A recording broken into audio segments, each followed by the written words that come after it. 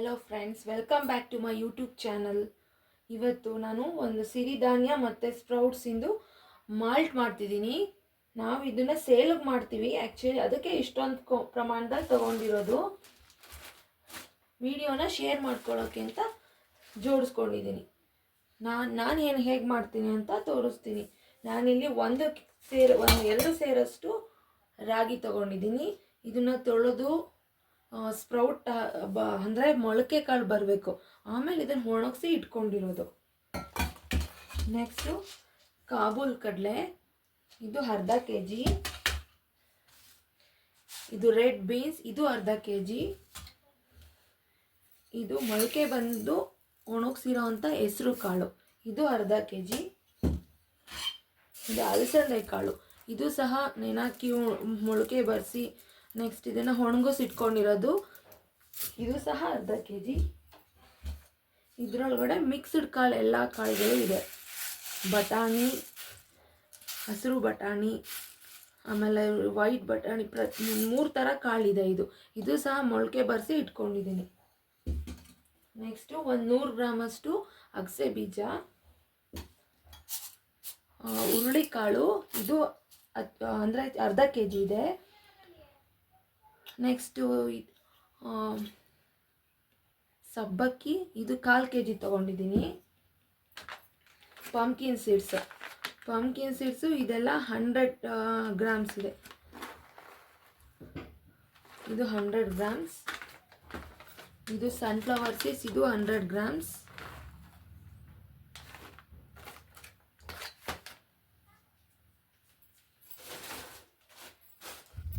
Next 2 kg ರಾಗಿಗೆ 2 kg ಅಷ್ಟು ಜೋಳ ತೊಗೊಂಡಿದ್ದೀನಿ. ನೆಕ್ಸ್ಟ್ ಇದ್ರ ಜೊತೆ 6 ಥರದ ಸಿರಿಧಾನ್ಯ ಹಾಕ್ತಿದ್ದೀನಿ. ಇದ್ರ ಉಪಯೋಗ ಏನೇನು ಅಂತ ಉರಿತಾ ಹೇಳ್ತೀನಿ. ಇದು ಸಜ್ಜೆ ಅರ್ಧ kg, ನವಣೆ ಅರ್ಧ kg, ಕೊರ್ಲೆ ಅರ್ಧ kg, ಆರ್ಕ ಅರ್ಧ kg, ಊದ್ಲು ಅರ್ಧ kg. 6 ಪ್ರಮಾಣದಲ್ಲಿ ತೊಗೊಂಡಿದ್ದೀನಿ. ಎಲ್ಲ ಅರ್ಧ kg ತೊಗೊಂಡಿದ್ದೀನಿ. ನೀವು ಮನೇಲಿ ಮಾಡ್ಕೋಬೇಕು ಅಂದರೆ ನಿಮ್ಗೆ ಅಂದಾಜು ಎಷ್ಟು ಬೇಕು ಫಸ್ಟು ನೋಡ್ಕೊಳ್ಳಿ. ಒಂದು ಕಾಲು ಅಂದರೆ ನಿಮ್ಮ ಮನೇಲಿ ಎಷ್ಟು ಪ್ರಮಾಣದಲ್ಲಿ ಕುಡಿತಾರೆ ಆ ಪ್ರಮಾಣದ ಮೇಲೆ ತೊಗೊಳ್ಳಿ. ಇದನ್ನು ನಾವು ಮಾಲ್ಟಾಗೂ ಮಾಡ್ಕೊಂಡು ಕುಡಿಬೋದು. ಪ್ರತಿದಿನ ಬೆಳಗ್ಗೆ ಸಣ್ಣ ಆಗೋರು ಇದನ್ನು ತಿಂಡಿ ಸ್ಕಿಪ್ ಮಾಡಿ ಇದನ್ನೇ ಸೇವಿಸ್ಬೋದು. ಗಂಜಿ ಮಾಡ್ಕೊಂಡು ಕುಡಿಬೋದು. ಬೇಡ ಅನ್ನೋರು ಇದನ್ನು ಹಾಗೇ ಕುಡಿದು ಶುಗರ್ನವ್ರಿಗೆ ಎಲ್ಲರಿಗೂ ಒಳ್ಳೆಯದು. BP ಇರೋರಿಗೆ, ಶುಗರ್ನವ್ರಿಗೆ ಮೇಯ್ನ್ಲಿ ತುಂಬಾ ಒಳ್ಳೆಯದು. ಎಲ್ಲದನ್ನು hello friends, welcome back to my channel. ನಾನು ಇದನ್ನು ಸ್ಪ್ರೌಟ್ ಎಲ್ಲ ಉರಿಯೋದಕ್ಕೆ ರೆಡಿ ಮಾಡ್ಕೊಂಡಿದ್ದೀನಿ. ಇವಾಗ ಒಂದೊಂದೇ ಉರಿತಾಳೆ ಬರ್ತೀನಿ. ಸಿರಿಧಾನ್ಯ ಮತ್ತು ಸ್ಪ್ರೌಟೆಡ್ ಮಾಲ್ಟ್, ಹುರುಳಿಕಾಳು. ಫಸ್ಟ್ಗೆ ಹುರುಳಿಕಾಳು ಉರಿತಿದ್ದೀನಿ. ಆದಷ್ಟು ಕಮ್ಮಿ ಉರಿಲಿಟ್ಕೊಂಡೇ ಉರಿಬೇಕು, ಮಾಲ್ಟ್ ಹೆಚ್ಚು ರುಚಿ ಬರಬೇಕು ಅಂದರೆ.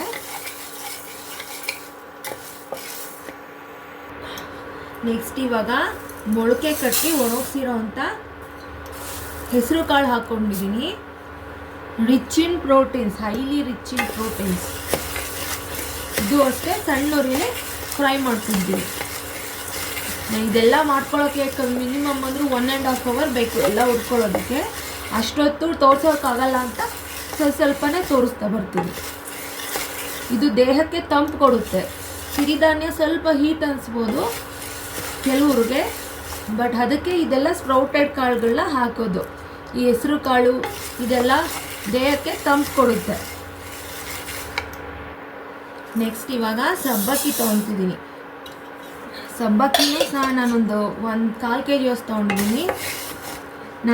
ನಾವು ಸೇಲ್ ಮಾಡೋದ್ರಿಂದ ನಾವು ತುಂಬ ಜಾಸ್ತಿ ಪ್ರಮಾಣದಲ್ಲಿ ಇದನ್ನು ಮಾಡ್ತಿರೋದು. ನೀವು ಮನೇಲಿ ಮಾಡ್ಕೋಬೇಕು ಅನ್ನೋರು ಒಂದು ಪಾವು ಲೆಕ್ಕದಲ್ಲಿ ಮಾಡ್ಕೊಳ್ಳಿ. ಅಂದರೆ ಎಲ್ಲದೂ 1/4 kg ತೊಗೊಂಡು ಮಾಡಿಕೊಂಡ್ರು 1 ವರ್ಷ ಬರ್ಬೋದು.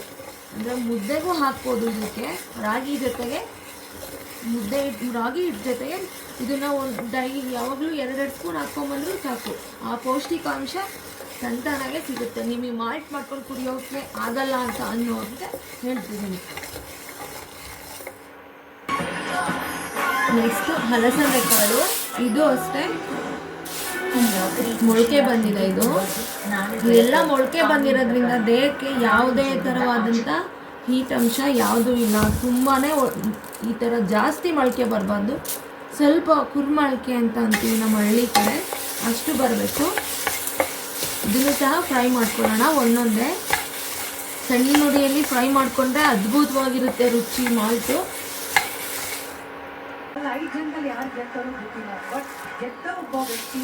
ಇದು ಮಿಕ್ಸೆಡ್ ಕಾಳಿದು. ಇದರಲ್ಲಿ ಕಡಲೆಕಾಳಿದೆ, ಸೋಯಾಬೀನ್ ಇದೆ, ಬಟಾಣಿ ಇದೆ, ಹಸಿರು ಬಟಾಣಿ ಇದೆ,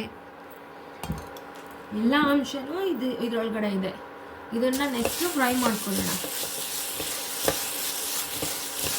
ಇದನ್ನು ನೀವು ತೂಕ ಇಳಿಸ್ಬೇಕು ಅಂದರೆ ತಿಂಡಿ ಸ್ಕಿಪ್ ಮಾಡಿ ಇದನ್ನ ಗಂಜಿ ಒಂದು ತೊಗೊಂಡ್ರು ಸಾಕು. ನೆಕ್ಸ್ಟ್ ರಾಜ್ಮಾ ತೊಗೊಂಡಿದ್ದೀನಿ. ಇದು ಅರ್ಧ kg ತೊಗೊಂಡಿದ್ದೀನಿ. ಇದು rich in iron content, proteins, anti accident, ಆಮೇಲೆ ಹಾರ್ಟ್ಗೆ ತುಂಬಾ ಒಳ್ಳೆಯದು. ಇದ್ರ ಯೂಸ್ 1-2 ಅಲ್ವೇ ಅಲ್ಲ, ತುಂಬಾ ಉಪಯೋಗ ಇದೆ ಇದರಿಂದಲೂ ಸಹ. ನಾನೆಲ್ಲ ಕ್ಲೀನ್ ಮಾಡಿಕೊಂಡು ಹುರಿತಾ ಇದ್ದೀನಿ.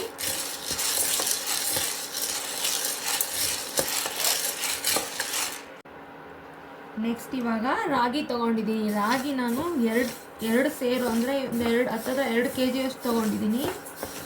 ರಾಗಿ ಯೂಸಸ್ ಎಲ್ಲರಿಗೂ, ಚಿಕ್ಕ ಮಕ್ಕಳಿಂದನೂ ಎಲ್ಲರಿಗೂ ಗೊತ್ತಿರೋ ಅಂತಾರೆ. Rich in calcium and blood sugar control and weight loss, mainly weight loss. ಎಲ್ಲರೂ ಯೂಸ್ ಮಾಡ್ಬೋದಾ ಅಂತ. ರಾಗಿ ತಿನ್ನೋನು ರೋಗ ಬಲ್ಲವ ಅಂತ ರೋಗ ಬಲ್ಲೋದ ಗಾದೆನೇ ಇದೆ ನಮ್ಮ ಹಳ್ಳಿ ಕಡೆ. ಇದು ನಾವೇ ಬೆಳೆದಿರೋ ಅಂಥ ರಾಗಿ ಇದು. ಇದನ್ನು 2 kg ಅಷ್ಟು 2 ಸೇರು ತೊಗೊಂಡಿದ್ದೀನಿ. ಇದನ್ನು ಒಂದು ಘಮ ಅನ್ನತ್ತೆ ಅಲ್ಲಿವರೆಗೂ ಹುರಿಬೇಕು. ನೆಕ್ಸ್ಟ್ ಇವಾಗ ಜೋಳ ತೊಗೊಂಡಿದ್ದೀನಿ.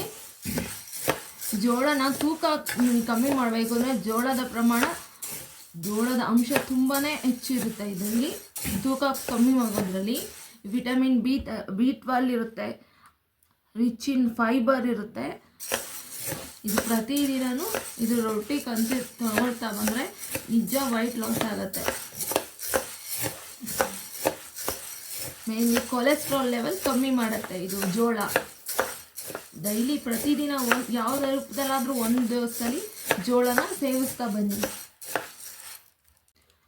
ನೆಕ್ಸ್ಟ್ ಇವಾಗ ಮಿಲ್ಲೆಟ್ಸ್ನ ಹುರಿತಿದ್ದೀನಿ. ನಾನು 6 ಥರ ಮಿಲ್ಲೆಟ್ಸ್ ತೊಗೊಂಡಿದ್ದೀನಿ. ಸಜ್ಜೆ, ನವಣೆ, ಆರ್ಕ, ಊದ್ಲು ಎಲ್ಲವನ್ನು ತೊಗೊಂಡಿದ್ದೀನಿ. ಇದ್ರ ಮಿಲ್ಲೆಟ್ಸ್ ಏನಕ್ಕೆ ಉಪಯೋಗ ಅಂತ ತುಂಬಾ ಗೊತ್ತಿದೆ ಎಲ್ಲರಿಗೂ. ಇದು rich in iron, rich in anti accidents, fibre ಅಂಶ ಜಾಸ್ತಿ ಇರೋವಂಥ ಮಿಲ್ಲೆಟ್ಸ್ನ ಪ್ರತಿದಿನ ತಿಂತಾ ಬನ್ನಿ. ನಿಮಗಿರೋ ಅಂಥ ಬೋನ್ ಪ್ರಾಬ್ಲಮ್, ಹಾರ್ಟ್ ಇಶ್ಯೂ ಎಲ್ಲವನ್ನು ಸಹ ನಮ್ಮ ದೇಹನ ತುಂಬ ಒಂದು ನೀಟಾಗಿ ನಮಗೆ ಕನ್ವರ್ಟ್ ಮಾಡುತ್ತೆ. ಇದು ನಾನು 1 ವರ್ಷದಿಂದ ನಾನು ಉಪಯೋಗಿಸ್ತಾ ಬಂದಿರೋದನ್ನ ನಾನು ತೋರಿಸ್ತಿರೋದು. ನಾನು ಮಾಡ್ತಿರೋದನ್ನು ಹಾಗೆ, ನಾನು ಏನು ತಿಂತಿದ್ದೀನಿ ಅದನ್ನೇ ತೋರಿಸ್ತಿರೋದು. ನೀವು ಪ್ರತಿದಿನ ಯಾವ್ದಾರ ಒಂದು ರೂಪದಲ್ಲಾದರೂ ಮಿಲ್ಲೆಟ್ಸ್ನ ಒಂದು ಸರಿ ರೂಪದಲ್ಲಾದರೂ ತಿನ್ನಿ, ಅಥವಾ ಮುದ್ದೆನಾದರೂ ಮಾಡ್ಕೊತೀನಿ, ಅಥವಾ ರೊಟ್ಟಿನಾದರೂ ಮಾಡ್ಕೊತೀನಿ. ನಿಮಗೆ ಹೇಗೆ ಆಗುತ್ತೋ ಹಾಗೆ ಉಪಯೋಗಿಸ್ತಾ ಬನ್ನಿ. ನಿಮಗೆ ಪಕ್ಕಾ ಗೊತ್ತಾಗುತ್ತೆ ರಿಸಲ್ಟ್ ಏನು ಇದ್ರದ್ದು ಯೂಸಸ್ ಅಂತ. ಒಂದೊಂದಾಗೆ ಸಿರಿಧಾನ್ಯನ ಹುರಿತಿದ್ದೀನಿ. ಇದು ಆರ್ಕ ತೊಗೊಂಡಿದ್ದೀನಿ ನಾನು.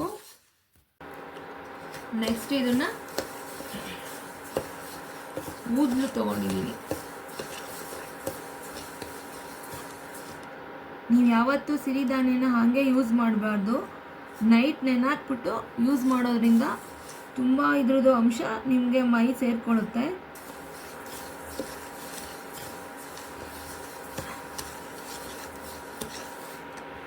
ನೆಕ್ಸ್ಟ್ ಇವಾಗ ನವಣೆ ತೊಗೊಂಡಿದ್ದೀನಿ. ಇದನ್ನೆಲ್ಲ ಸ್ವಲ್ಪ ಉಪ್ಪು ಹಾಕಿ ಶೇಖರಿಸ್ಬೇಕು, ಇಲ್ಲಾಂದರೆ ಹುಳ ಆಗೋ ಚಾನ್ಸಸ್ ಇರುತ್ತೆ. ನಾವು ಯಾವುದೇ ಪ್ರಿಸರ್ವೇಟಿವ್ ಅಂತ ಹಾಕದಲ್ಲ ಇರೋದ್ರಿಂದ.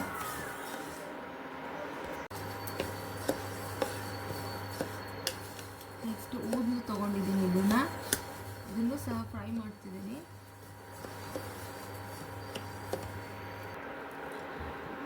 ನೆಕ್ಸ್ಟ್ ಇದು ಕೋರ್ಲೆ ತೊಗೊಂಡಿದ್ದೀನಿ. ನೋಡಿ ಈ ಥರ ಇರುತ್ತೆ. ಇದನ್ನು ಸಹ ಘಮ್ ಅನ್ನೋವರೆಗೂ ಹುರ್ಕೋಬೇಕು. ನೆಕ್ಸ್ಟ್ ಸಜ್ಜೆ ತೊಗೊಂಡಿದ್ದೀನಿ, rich in fibre. This is also ಸಜ್ಜೆ ರೊಟ್ಟಿ ಆದರೂ ಅಥವಾ ಮಾಲ್ಟ್ ಆದರೂ ಅಥವಾ ಮುದ್ದೆ ರೀತಿಲಾದರೂ ಮಾಡ್ಕೊಂಡು ತಿನ್ನಿ ಇದನ್ನು.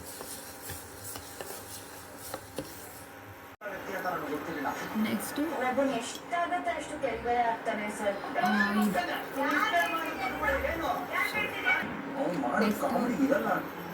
ರೆಡ್ ರೈಸ್ ತೊಗೊಂಡಿದ್ದೀನಿ, ರಿಚ್ ಇನ್ ಫೈಬರ್ ಇದು.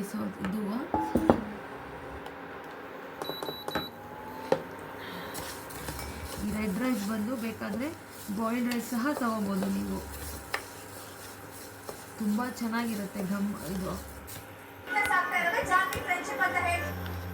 ನೆಕ್ಸ್ಟು ವಾಟರ್ ಮೆಲನ್ ಸ್ವೀಟ್, ಕುಂಬಳಕಾಯಿ ಬೀಜ ತೊಗೊಂಡಿದ್ದೀನಿ.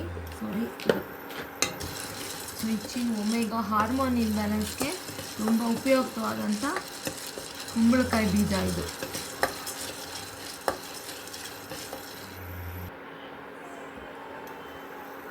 ನೆಕ್ಸ್ಟ್ ಪಂಪ್ಕಿನ್ ಸೀಡ್ಸ್, ಇದು 100 ಗ್ರಾಮ್ಸ್ ತೊಗೊಂಡಿದ್ದೀನಿ. ಇದೆಲ್ಲ ಉರಿಯೋ ಅಷ್ಟರಲ್ಲಿ ಮಿನಿಮಮ್ 2 hours ಆಗಿದೆ.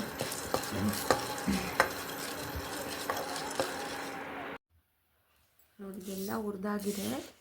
ಇದನ್ನು ಮಿಲ್ ಮಾಡಿಸ್ಕೋಬೇಕು. ಎಲ್ಲ ಮಿಕ್ಸ್ ಮಾಡ್ತಿದ್ದೀನಿ. ನಾನು ಇದರಲ್ಲಿ 10 kg ಪೌಡ್ರು ಮಾಡಿದ್ದೀನಿ. ಇದು ಆಡ್ಕೊಂಡ್ಮೇಲೆ ಮಿಲ್ಗೆ ಕೊಡಬೇಕು.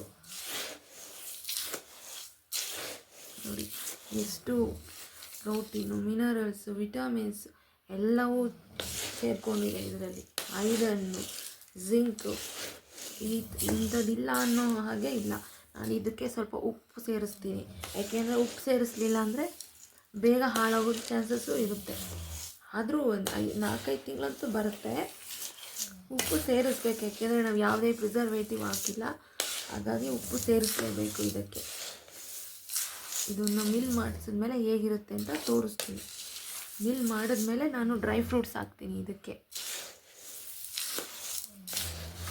Thank you for watching my channel. Please ಯಾರು ಹೊಸೊಬ್ಬರು ನೋಡ್ತಿದ್ದೀರಾ ನಾನು ಸಬ್ಸ್ಕ್ರೈಬ್ ಮಾಡ್ಕೊಂಡು ನೋಡಿ, ನನ್ನ ಚಾನಲ್ನ ಸಪೋರ್ಟ್ ಮಾಡಿ.